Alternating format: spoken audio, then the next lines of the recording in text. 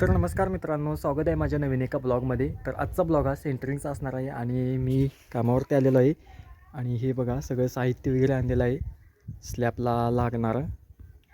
ह्या प्लेटा, त्यानंतर हे बांबू.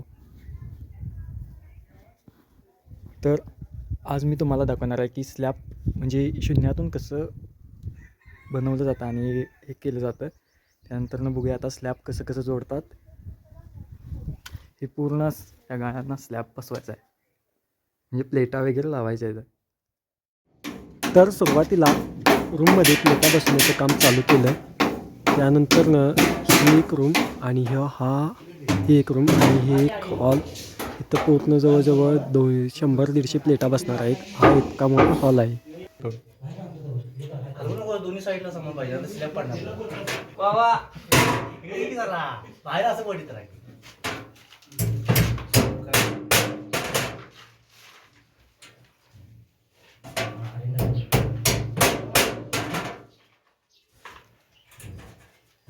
नको त्याचा तिकडे काय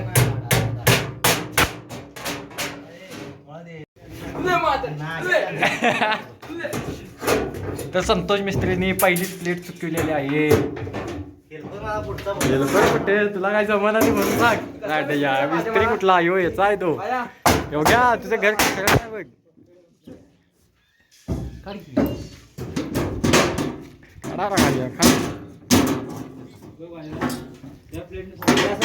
हे बाजीराव मिस्त्री ट्रेन तुमच्या हातात आले सगळं चालते.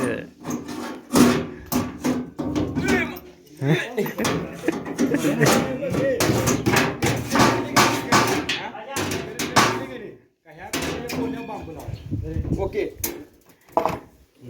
12 वाजेपर्यंत आम्ही 2 रूम क्लिअर केलेल्या होत्या प्लेटा बसवून व क्लिअर एकदम करून. आणि हा राहिलेला हॉल बसवत आहेत आमचे ते बाजीराव. आणि इथून हे थोडे पोल आणतात आणि इकडे स्टील सरा करायला लागलेत माणसं आमची. 12 वाजले की ऊन इतकं लागतं की काय असं वाटतं की काय जगा होतं का नाही. ते ऊन आणि हे काम करायचं म्हणलं की जीवावच येते, पण काय पर्याय नाही, काम करायचं लागतं. तर हे आमचं सगळं स्लॅब अजून बसवायचं आहे आणि आम्ही आता 2 रूम क्लिअर केलेले आहेत 12 वाजेपर्यंत. उन्हामध्ये कामगार तापून खूप कंटाळले म्हणून घर मालक योगेश पाटील आमचे मित्र आम्हासनी खास कोकम सरबत घेऊन आले.